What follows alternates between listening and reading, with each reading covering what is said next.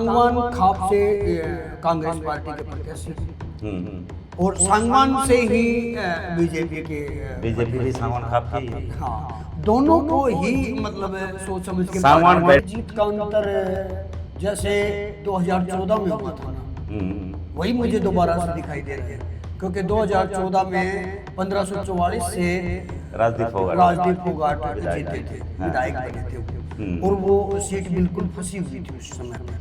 BJP का जो voter है वो साइलेंट वोटर है और मुझे लगता है कि जो वोट डली गई, जो पहले मैं पहले भी बता चुका आपको, जो पहले एज दिखाई दे रहा था कांग्रेस का, वो अब दिखाई नहीं दे रहा है, इसीलिए ये सीट फंसी है। की बात ये है कि कुछ लग नहीं रहा था कि भाजपा का कोई जो कार्यकर्ता है वो अलग से अपना निर्दलीय चुनाव लड़ेगा, लेकिन अचानक से वो दिन के दिन फॉर्म भरते हैं, फिर कैंपेन करते हैं। मुझे तो कम लग रहा है कि असर ज़्यादा नहीं हो पाएगा, क्योंकि उन्होंने अचानक से फॉर्म भरा था। और अजीत फोगाट की बात करें तो वो शुरू से ही मतलब कैंपेन जब कह रहे थे, उनका ये मन में ये थी कि चुनाव लड़ना है। हाँ, उसके मन में शुरू से बना हुआ था और लोगों के बीच में ये भी कह रहा था कि कांग्रेस की वोट देने की तो कह ही रहे थे, लेकिन तो मुझे बीजेपी और कांग्रेस की बिल्कुल टक्कर दिखाई दे रही है, फंसे हुए हैं यहाँ पर, बिल्कुल यहाँ सीट फंसी हुई है। नमस्कार साथियों, खबर खकाटा के इस डिजिटल प्लेटफॉर्म पर आपका स्वागत है। मैं आपके साथ एक चुनावी चर्चा को लेकर फिर से हाजिर हुआ हूं। मैं प्रदीप साहू, और आज इस चर्चा में किस तरह के क्या समीकरण रहेंगे चरखी दादरी और बारडा विधानसभा क्षेत्र में, उसको लेकर आज चर्चा करने वाले हैं। हमारे पत्रकार साथी हैं सुरेंद्र शर्मा। तो सुरेंद्र जी, सबसे पहले आपका बहुत बहुत स्वागत है इस चैनल पर। धन्यवाद। सबसे पहले तो आपके चैनल के सभी दर्शकों को नमस्कार। चर्चा करते हैं चुनावी की जो माहौल था, प्रत्याशी लगातार चाक चौबंद, काफ़ी मान लो गाड़ियों का काफिला था, सुबह से रात तक प्रचार बंद हो गया। चुनावी जो समीकरण हैं, दादरी विधानसभा की बात करते हैं। दादरी विधानसभा क्षेत्र में करीब टोटल दादरी जो जिला है उसमें 69.6% शायद मतदान हुआ है। तो दादरी की बात करें, किस तरह का माहौल नज़र आ रहा है, जो कि अभी काउंटिंग होने बाकी है, सर्वे क्या कहता है? अगर हम चरखी दादरी विधानसभा की बात करें तो शुरुआती दौर के बात करें तो लग रहा था कि कुछ एंटी कमेंसी होगी बीजेपी, लेकिन आते चुनाव पे कोशिश की गई है, बीजेपी के नेताओं द्वारा यहाँ कैंपेन किया गया है। उससे कांग्रेस के भी नेताओं ने भी कैंपेन किया, कांग्रेस के नेता भी आए हैं, स्टार प्रचारक आए हैं। फिर भी मुझे तो ऐसा लग रहा है कि अगर हम ऑल ओवर देखें तो मुझे बीजेपी और कांग्रेस की बिल्कुल टक्कर दिखाई दे रही है, यानी कि फंसे हुए हैं यहाँ पर, बिल्कुल यहाँ सीट फंसी हुई है। क्योंकि लगातार जो लोग हैं, चुनाव प्रचार बंद हुआ है, मतदान हुआ, उसके बाद में जो कार्यकर्ता हैं, विभिन्न पार्टियों के जो कार्यकर्ता हैं, अपने अपने पक्ष में वो चुनावी वो समीकरण के गणित गुणा भाग भी कुछ इस तरह करते दिखाई दे रहे हैं। चौक चौराहों पर अपने अपने प्रत्याशियों की जीत बता रहे हैं। देखो, किसी भी पार्टी का कार्यकर्ता होगा वो अपनी पार्टी को जीतता हुआ देखेगा, इसमें कोई दो राय नहीं। अगर हम बात करें, कहीं अंदरूनी बात करें तो सभी ये मान के चल रहे हैं टक्कर है और जो जीत होगी वो बिल्कुल कम मार्जिन में होगी। दूसरी पार्टियों के जो प्रत्याशी भी मैदान में हैं और कुछ निर्दलीय भी हैं, कुछ भीतरी घात का भी कुछ लगता है। मुझे लगता है जैसे कांग्रेस के टिकटार्थी थे, यहाँ से 60 के करीब लोग थे, जिनमें से 60 के करीब तो बारडा विधानसभा क्षेत्र में थे। दादरी में 34 जो दावेदार थे कांग्रेस के, 60 बारडा से थे और 34 दादरी विधानसभा थे दावेदार। कांग्रेस की बात करें तो कांग्रेस से एक जो नेता हैं, उन्होंने बागी होकर निर्दलीय चुनाव लड़ा है। अजीत फोगाट ने कहीं ना कहीं असर डालता है कांग्रेस की, कहीं ना कहीं वोट खिसकाने का काम हो सकता है। तो बीजेपी का भी एक बागी संजय छपारिया हैं, वो भी बागी होकर चुनाव लड़ रहे हैं। मतलब अचरज की बात यह है कि कुछ लग नहीं रहा था कि भाजपा का कोई जो कार्यकर्ता है वो अलग से अपना निर्दलीय चुनाव लड़ेगा, लेकिन अचानक से वो दिन के दिन फॉर्म भरते हैं, फिर कैंपेन करते हैं। मुझे तो कम लग रहा है कि असर ज़्यादा नहीं हो पाएगा, क्योंकि उन्होंने अचानक से फॉर्म भरा था।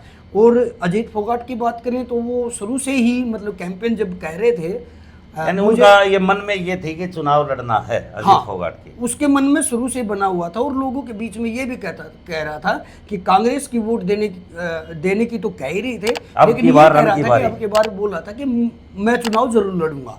तो इससे मुझे कुछ लग रहा है। चलो, मतदान हो गया है। चरखी दादरी जिला में 65 पॉइंट कितना प्रतिशत, करीब 66.6 मतलब 66% के करीब मतदान हुआ है। चरखी दादरी जिला का जो समीकरण हम देख रहे हैं, हम उसको 4 भागों में बांटते हैं: Rohtak road, Delhi road, Sangwan belt और दादरी शहर। तो कहाँ से कौन सी पार्टी अप डाउन दिखाई दे रही है आपको? मैं तो ये कहूँगा कि जब मतदान हुआ 5 तारीख को, तो मतदान हुआ कम, पिछली बार से बिल्कुल कम हुआ है जी। और मतदान कम होने का ग्रामीण क्षेत्र में मतदान बढ़ना और शहरी क्षेत्र में मतदान कम होना। तो ग्रामीण क्षेत्र में अगर मतदान होता है तो कहीं ना कहीं कांग्रेस एज पे जाती है, कहीं कहीं लगता है। ऐसा नहीं है कि बिल्कुल एज पकड़ लिया हो, लेकिन लगता है कि थोड़ा बहुत एज है। लेकिन अगर क्षेत्रवाद की बात करें, जैसे ये आपने 4 भागों में बांटा है, road, Delhi road, Sangwan belt और दादरी शहर। हाँ, इसमें बड़ा, क्योंकि सांगवान खाप से कांग्रेस पार्टी के प्रत्याशी हैं और सांगवान से ही बीजेपी भी सांगवान खाप की ही है। हाँ, दोनों को ही मतलब सोच समझ के सांगवान बेल्ट में मतलब दोनों एक दूसरे को पटकर नहीं देने का प्रयास किया है उन्होंने। अभी जो दिखाई जो दे रहा है, सांगवान बेल्ट पर ही आ जाए हम, तो सांगवान बेल्ट में बीजेपी हैवी रहती है या कांग्रेस रहती है या कोई और प्रत्याशी? मुझे लगता है कि एज अगर रहे भी गा तो 1-2% के आसपास रहने वाला है, क्योंकि एंटी इनकम्बेंसी, खापों का सरकार के खिलाफ जाना, तो कांग्रेस यहाँ एज पे दिखाई दे रही है या फिर बीजेपी सांगवान देखो बेल्ट पे? जो आप बोल रहे हो कि किसानों का या पहलवानों का जो मुद्दा रहा लोकसभा में भी यही था, बिल्कुल था। और एक बार चुनाव के बाद में जब लोगों की भड़ास निकल जाती है, उसके बाद में जब इसको साधने की भी कोशिश की है पार्टी ने, तो उसमें मुझे तो लग रहा है कि बहुत कुछ पाटने की कोशिश की है पार्टी ने। लोगों से चर्चा हुई है, चर्चा के दौरान हमने गांव वाइज भी कई जगह फ़ोन किए हैं, सर्वे अपने बेस पर भी किया है। तो जो सर्वे जो सामने आया है उसमें हम बात इधर रोहतक रोड से ही शुरू करते हैं। हम रोहतक रोड से कहीं ना कहीं बीजेपी एज पर है। एज कितना है, कोई 5000 से बता रहा है, कोई 7 बता रहा है, कोई 8 बता रहा है, तो कहीं ना कहीं एज है रोहतक रोड पर। दूसरी बात, दादरी शहर पर, दादरी शहर में करीब 28,500 के आसपास पोलिंग है, तो यहाँ भी कांग्रेस की बजाय बीजेपी एज पर यहाँ पर दिखाई दे रही है। सतगामा खाप जो बेल्ट है, दिल्ली रोड और सांगवान बेल्ट, यहाँ कहीं ना कहीं कांग्रेस की अप यहाँ है। मतलब कितना अप और डाउन होगा, कहीं ना कहीं आपने ये नोट किया है कि भी हो सकता है, हम बता रहे हैं बीजेपी की रोहतक रोड और दादरी शहर कितना अंतर से मुकाबला मानते हैं। इधर कांग्रेस हैवी है दिल्ली रोड पर, तो सांगवान बेल्ट में भी हैवी है। देखो, मैंने पहले भी बताया था कि जो एज है वो बहुत कम है। ये जो सीट है वो फंसी हुई है। अगर जीत हो भी की तो बिल्कुल कम मार्जिन में होगी। अब ये देखने वाली बात होगी कि कौन सी पार्टी बाजी मारती है, लेकिन एज बिल्कुल कम होगा, जीत होगी वो बिल्कुल कम मार्जिन से होगी। बीजेपी से जो बागी हैं, संजय छपारिया, वो छपार गांव से बिलोंग करते हैं, सांगवान बेल्ट के हैं, कहीं ना कहीं वो बीजेपी को नुकसान कुछ जगह कर रहे हैं। लेकिन साथ के साथ जो अजीत फोगाट हैं, जो कांग्रेस से बागी हैं, वो भी फोगाट खाप जो बाहुल्या गांव हैं, उनमें कहीं ना कहीं उनका जो पुराने कांग्रेसी है और उनका अपना खुद के भी टीम है, तो वो उधर कांग्रेस को कर रहे हैं। कुल मिला के जो गाँव में हमने, जैसे कि दिल्ली रोड पर कुछ गाँव में बात की, जैसे इमलोटा है, बागवी है, बड़े गांव हैं, समसपुर है, बेगोवा है। इमलोटा में कांग्रेस अब दिखाई दे रही है, तो बागवी में भी कांग्रेस अप है।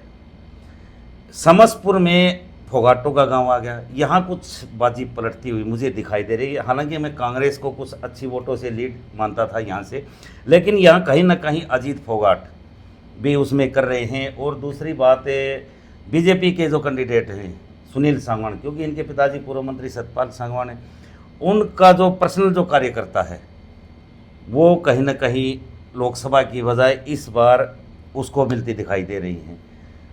जो लीड कांग्रेस की मैं सोचता हूँ दिल्ली रोड पर होनी चाहिए, वो लीड मुझे दिखाई नहीं दे रही। आपको क्या लगता है? देखिए, एक बात तो मैं जरूर कहूँगा कि बीजेपी का जो वोटर है वो साइलेंट वोटर है। और मुझे लगता है कि जो वोट डली गई, जो पहले मैं पहले भी बता चुका आपको, जो पहले एज दिखाई दे रहा था कांग्रेस का, वो अब दिखाई नहीं दे रहा है, इसीलिए ये सीट फंसी है। दिल्ली रोड पर मनीषा सांगवान बढ़त बनाए हुए है। रोहतक रोड से हम बता चुके हैं बड़े गांव हैं जैसे बोंदकला हैं, वहाँ भी बढ़त है, सांजरवास है, सांवड़ है। रानीला में भी कुछ कांग्रेस बढ़त पे है। बीजेपी मुझे लगता है 300-400 वोटों का है अंतर। अचीना गांव है, यहाँ भी बीजेपी एज पर है। मिस्री में भी एज है। फिर जाट बाहुल्य गांव आते हैं, सांगवान बेल्ट के भी आते हैं, फोगाटो के आते हैं, जैसे मिर्च है, कमोद है, रावलदी है, यहाँ पर कांग्रेस थोड़ी एज पर है। तो जो लीड बीजेपी की जो मैं मान रहा हूँ, यहाँ से 5,000 के करीब आसपास मुझे लगता है। हो सकता है 6 भी हो जाए, हो सकता है 4 भी हो जाए। दादरी शहर से जो लोगों के समीकरण आए, लोगों से जो बातचीत की, जैसे हमने रोहतक रोड के लोगों से, जो गांव हैं उनसे बातचीत की, कुल मिला के मुझे लगता है कि दादरी विधानसभा क्षेत्र में 11,000 के आसपास, दादरी शहर और रोहतक रोड 11,000 के आसपास मुझे लीड दिखाई दे रही है कि भाई 6 भी हो सकती है, 5 भी हो सकती है, दादरी शहर रोहतक रोड। ऐसे ही दिल्ली रोड कुछ कांग्रेस एज पे है, मनीषा सांगवान आगे है। सांगवान बेल्ट में भी कुछ असर है, लेकिन आप जो बता रहे थे वो उतना एज नहीं दिखाई दे रहा। तो कहीं ना कहीं हो सकता है 5, 7, 10 का यहाँ भी लीड हो, क्योंकि बड़े गांव हैं, सांगवान, बाहुल्य, चरखी गांव भी है, बिरी कला भी है, छपार भी है, मानकावास भी है, कि कड़ा साहवास, फतेहगढ़ भी है। तो यहाँ कहीं ना कहीं देखो, जाट बाहुल्य जो गांव हैं, सांगवान जो बेल्ट है, कांग्रेस एज पर है, उनके बीच में जो अंतर बीजेपी और कांग्रेस के बीच में 5 से 7,000 के आसपास होगा। उधर 2 से 3,000 के आसपास हम दिल्ली रोड मान रहे हैं। मतलब 10-11 की जो लीड मैं बता रहा हूँ, दिल्ली रोड और सांगवान बेल्ट। सेम वही पोजीशन रोहतक रोड और दादरी शहर। तो हो सकता है अगर रोहतक रोड ज़्यादा बीजेपी की तरफ जाता है तो कांग्रेस को नुकसान है, सांगवान बेल्ट कांग्रेस की तरफ जाती है तो बीजेपी को नुकसान है। तो कुल मिला के क्या लगता है कि जो जीत का अंतर रहेगा इस बार चरखी दादरी विधानसभा में? मुझे लगता है जीत का अंतर जैसे 2014 में हुआ था ना, वही मुझे दोबारा से दिखाई दे रहा है। क्योंकि 2014 में 1544 से राजदीप फोगाट जीते थे, विधायक बने थे वो, और वो सीट बिल्कुल फंसी हुई थी उस समय पे। उसी तरीके से मुझे लग रहा है कि आज चरखी दादरी की सीट भी फंसी हुई है।